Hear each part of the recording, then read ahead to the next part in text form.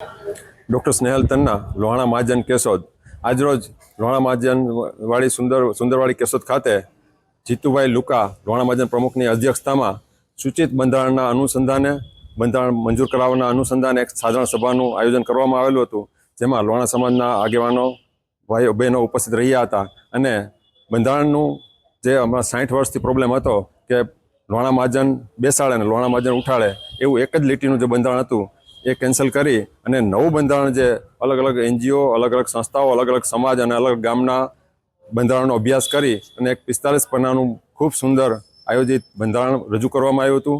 સાધારણ સભામાં audio video માધ્યમથી બંધારણનું વાંચન કરવામાં આવેલું હતું અને બંધારણના અંતે ડિસ્કશન કરવામાં આવેલું હતું। 2-3 મુદ્દાઓમાં જે જરૂરિયાત હતું એ પ્રમાણે બહુમતીથી નિર્ણયો લેવામાં આવેલા હતા અને સુખ શાંતિરૂપી આ બંધારણ સાધારણ સભામાં બહુમતીથી મંજૂર કરેલું છે। આ બંધારણને હવેની પછીની પ્રક્રિયા માટે ચેરિટીમાં મોકલવામાં આવશે અને એ પ્રમાણેનો નિર્ણય કરવામાં આવશે।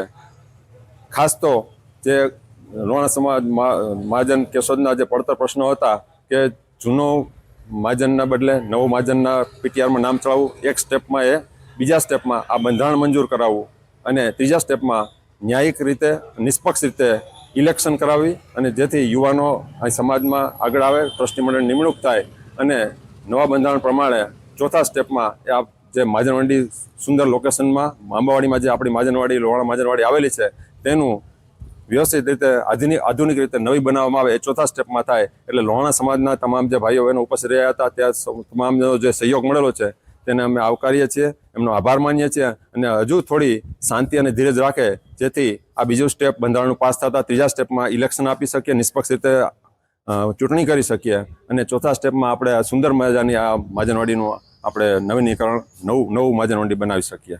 આભાર। વંદે માતરમ। જય જલારામ, જય રઘુવીર। કેશોદ આજરોજ કેશોદ લોહાણા મહાજન બંધારણની સામાન્ય સભામાં અમને ઉપસ્થિત રહેવાનો એક શ્રેષ્ઠ આજે અવસર મળ્યો છે, ત્યારે બંધારણ ખૂબ સરસ અને શ્રેષ્ઠ છે।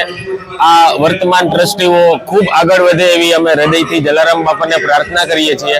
પણ એક આ સમયના સંપ્રત મુજબ આ લોહાણા મહાજનમાં કે ચૂંટણીમાં 70 વર્ષથી ઉપરના વ્યક્તિઓ ચૂંટણી ન લડી શકે કે ન આમાં કામગીરી કરી શકે, માત્ર સેવાના હેતુથી કામગીરી કરે, ઉંમર વધુમાં વધુ 70 વર્ષની હોવી જોઈએ એવી અમારા સૌની માગણી છે।